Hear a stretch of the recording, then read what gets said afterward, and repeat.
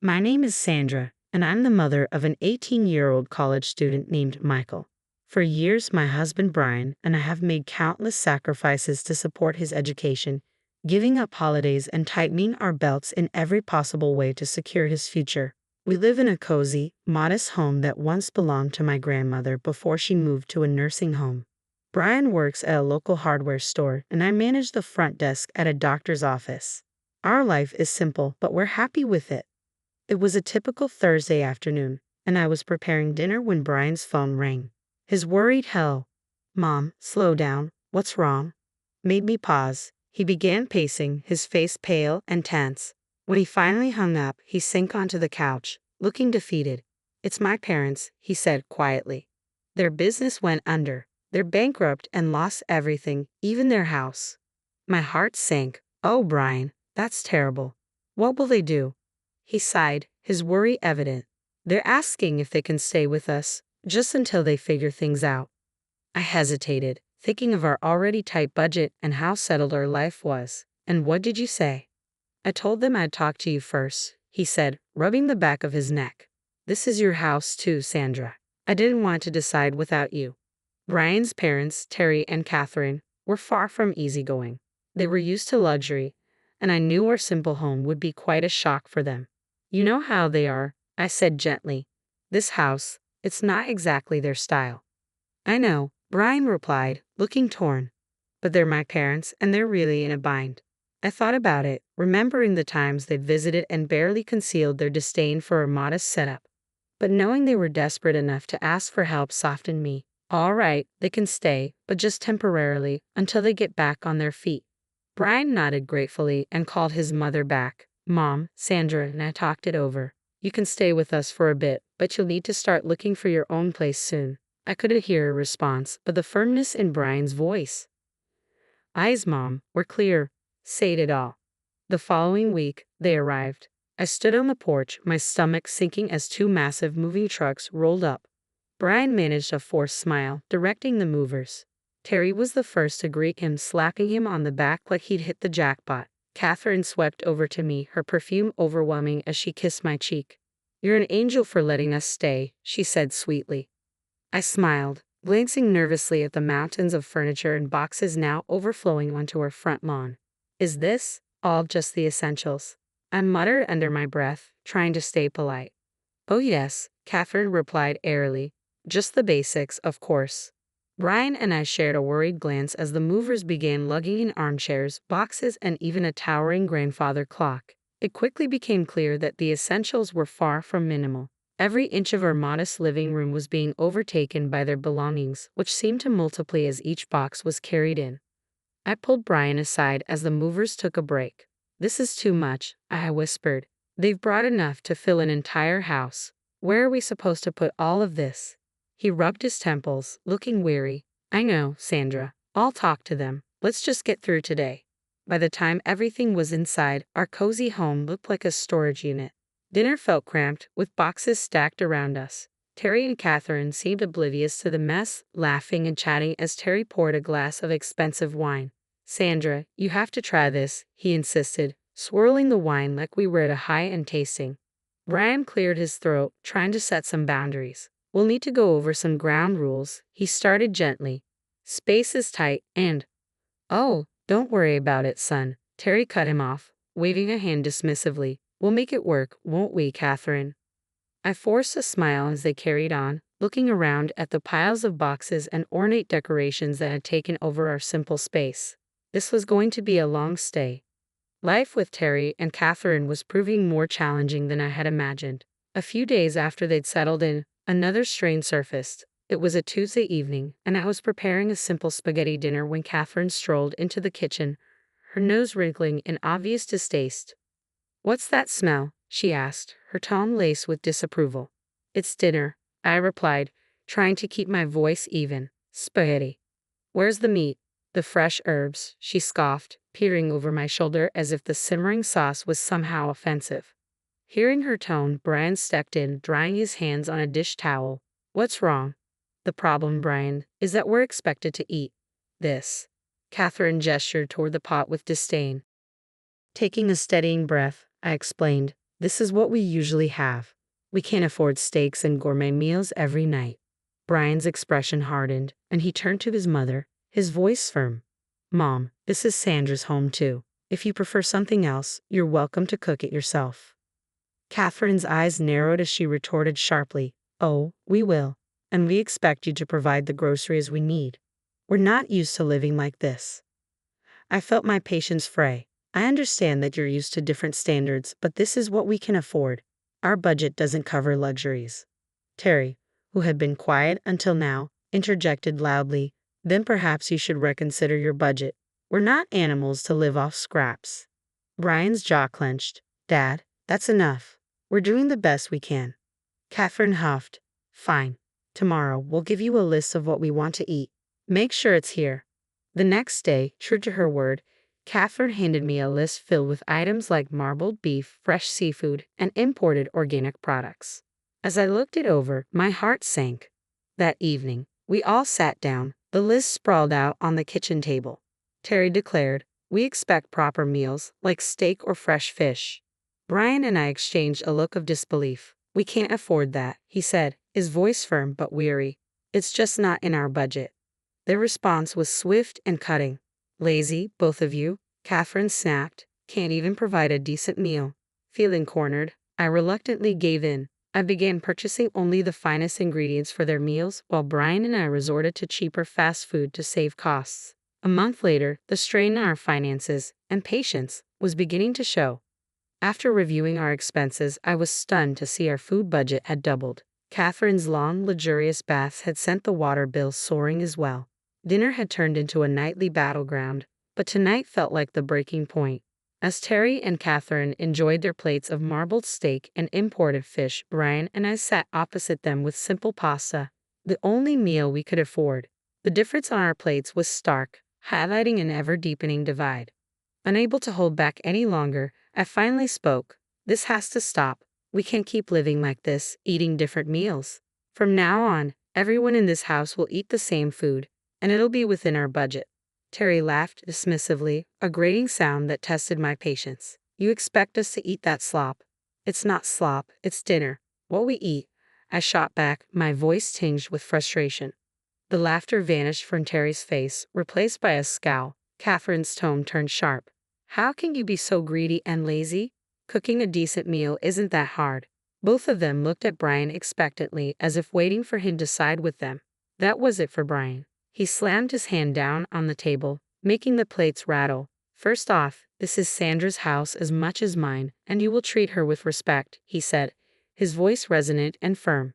Catherine's eyes filled with tears, her voice trembling. I never thought I'd see the day when you, my son, would shout at me like this.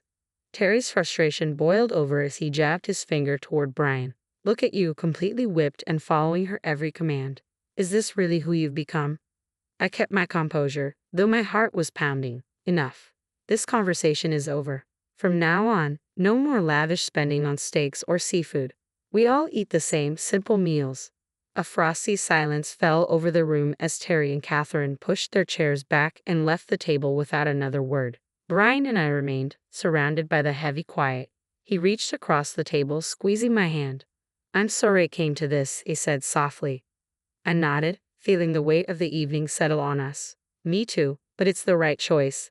We can't keep living like this. After that night, the atmosphere at home grew quieter, but the tension simmered beneath the surface. Terry and Catherine's silence carried a hint of defiance, as though they were biding their time. A few days later, as I was cleaning up from a simple lunch of sandwiches, the doorbell rang. Expecting a delivery or perhaps a neighbor, I went to the door, only to be met by a delivery man holding a large, fragrant bag from an upscale local restaurant. Delivery for Sandra, he asked, glancing at his clipboard. I stared, confused. There must be a mistake. I didn't order this. Just then, Catherine appeared beside me with an overly bright smile. Oh, I decided to treat us to a nice meal. We deserve a little comfort after all the tension. I hesitated, holding the bag. Catherine, we discussed this. We're cutting back on expenses. She avoided my gaze, giving a dismissive shrug. Well, I thought a little treat wouldn't hurt. I thought it was on your tab, dear. My mistake, Catherine said lightly. Brian entered from the kitchen, catching the end of our conversation. "What's going on?" he asked. "Your mother thought we deserved an expensive lunch," I replied, the weight of the bag in my hands suddenly feeling heavier. Brian's expression darkened. "Mom," we agreed. "No more of this." From the hallway, Terry's voice boomed. "What harm is a little lunch going to do? You can't expect us to live like hermits forever." I placed the bag on the counter, frustration rising. "It's not just about this lunch. It's every unnecessary expense. We've already said we're sticking to a budget." Catherine's demeanor turned icy. "If you're going to fuss over a simple meal, perhaps we won't bother next time." Brian pinched the bridge of his nose, exasperated. "It's not just about the meal. It's about respecting the household rules. You can't keep undermining us." The argument circled on until at last Terry and Catherine retreated to their room, leaving the untouched, costly lunch on the table. Brian and I exchanged a glance, a silent agreement that this had gone too far. "I'll call the restaurant, explain the situation, and cancel any future orders made without our approval," I said, picking up the phone. Brian nodded, his resolve firm. "I'll talk to them again. This sneaky behavior has to stop." Peace was fleeting. After the unauthorized lunch, Catherine and Terry simmered with barely concealed resentment, and the tension was thick enough to cut. Then, one evening, as I was washing dishes, the calm shattered once more. Brian had just come in from the yard, looking worn, and I was about to ask about his day when a sudden crash from the living room had us both sprinting to investigate. We found Terry looming over a shattered vase, one of the few heirlooms I deeply valued. "What just happened?" Brian asked, his voice measured despite the scene. "It just slipped out of my hand," Terry replied, his tone devoid of apology and edged with defiance. As Brian crouched to gather the broken pieces, I couldn't hold back. "That vase was an heirloom from my grandmother. It has more history with this house than any of us." Catherine, leaning in the doorway, dismissed it with a shrug. "It's just a vase. You can always find another." "That's not the point, Catherine," I shot back, anger rising. "This is about respect, something that's clearly lacking here." Terry raised his voice, his frustration boiling over. "Respect? How about the way you treat us like second-rate residents in our own home?" Brian rose to his feet, facing his father directly. "You're here because we allow it, Dad. Don't forget that." "It doesn't feel like we're allowed anything," Catherine snapped, her tone sharp. "It feels like we're just tolerated." Living with Terry and Catherine was like navigating a minefield, but one particular evening pushed me to my limit. We were sitting at the dinner table, the scene of countless past disputes, when Catherine dropped an astonishing new request. "Brian, I saw a lovely coat today, and I think we should use Michael's college fund to buy it," she said, as casually as if she were suggesting a change in coffee brands. I choked on my drink, setting my glass down forcefully. "Excuse me, what did you just say?" With a sweet smile, Catherine mistook my shock for agreement. "It's only money, dear. Michael can take out loans for college, and I do need a new coat." Brian, who had been silently fuming, slammed his fork down. "Mom, that's not happening. That fund is for our son's future, not for your shopping spree." Catherine's expression soured. "How can you deny your mother such a simple thing?" "It's not simple, and we're not discussing this further," Brian said firmly, bringing the matter to an unmistakable close. My last shred of patience finally broke. "Enough," I said firmly, standing up. Terry's voice rose, echoing through the room. "You're being unreasonable and cruel. We're your family." His tone turned cold as he added, "Maybe the local news would like to know how you treat your parents. Imagine what your employers might think." Anger and unease churned within me, but I felt my resolve solidify. "This isn't how a family behaves," I replied. "You both need to find somewhere else to live. This arrangement isn't working." Catherine started crying, casting herself as the victim, while Terry continued with accusations and thinly veiled threats. The argument ended with them storming off, leaving Brian and me in a heavy silence.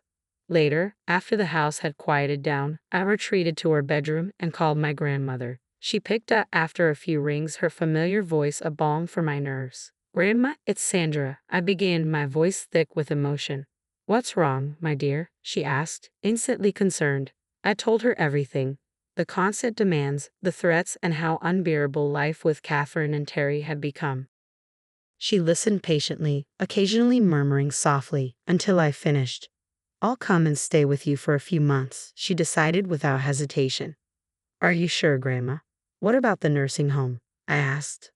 I'm sure, she replied. Sounds like you need me right now. Her arrival brought a much-needed breath of fresh air to her tense home. Although age had slowed her, Grandma's spirit was as resilient as ever. Terry and Catherine's discomfort was obvious, their unease practically palpable. I'll be staying on the ground floor, Grandma announced as she entered, her suitcase trailing behind. We might need to rearrange a few things. Terry barely concealed his irritation behind a forced smile. Of course, we'll make sure you're comfortable, right? He said, glancing at Catherine, who nodded stiffly. Grateful for her support, I finally felt like someone was here to set things right. After the movers adjusted the space to accommodate her, Grandma wasted no time in calling a family meeting. I've heard enough from Sandra about these issues, and I'm not pleased, she began, her tone sharp and direct. Terry started to object, but Grandma silenced him with a raised hand. I'm not finished. Technically, this house is still under my name. I allowed Sandra and Brian to stay here rent-free, but that doesn't extend to you too. Catherine's face went pale. You want us to pay rent? She stammered. Yes, I do. $5,500 a month, Grandma replied evenly. That's outrageous, Terry protested, rising to his feet. Grandma's gaze didn't waver. Considering the expenses you've run up, you could manage it by cutting a few luxuries. Her voice softened slightly, but her words held firm authority. If rent is too steep, you're welcome to find another place to live. Or if you stay, you'll help me daily, moving around, preparing meals, and making sure I take my medications. Catherine's defiant demeanor crumbled. She looked stunned, while Terry seemed caught off guard. Think it over, Grandma concluded, her tone leaving no room for argument. I expect your decision by tomorrow morning. The next day, I walked into the kitchen to find Terry and Catherine packing, boxes piled by the door. Terry glanced up briefly, saying, We've decided to move out. We found a small apartment.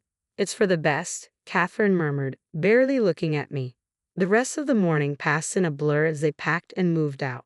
Brian helped out of obligation more than anything else, and soon, our home was finally peaceful again. By mid-afternoon, the rooms they had occupied were silent, the echoes of their departure leaving a lingering sense of relief. Grandma, watching quietly, gave me a knowing smile. Well, that's that, she said with finality. They'll be fine. Sometimes a little hardship is necessary to bring people back down to earth. We later heard that they'd sold most of their possessions to cover their new expenses. Their once lavish lifestyle had been reduced to the basics in a modest apartment. Grandma stayed for another 3 weeks, her presence a comforting anchor. When it was time for her to return to the nursing home, I felt both sadness and gratitude. Thank you for everything, Grandma. I don't know what we would have done without you. She waved me off with a smile. Oh, nonsense. You're stronger than you think. Just remember to stand up for yourselves. No one else will do it for you. Her words filled me with confidence. As I drove back home, the house felt more spacious and calm than it had in ages. That evening, Brian and I sat together on the porch, letting the gentle evening breeze soothe us. Life had thrown its challenges our way, but we've faced them as a team and come out stronger. And we were ready, whatever the future held.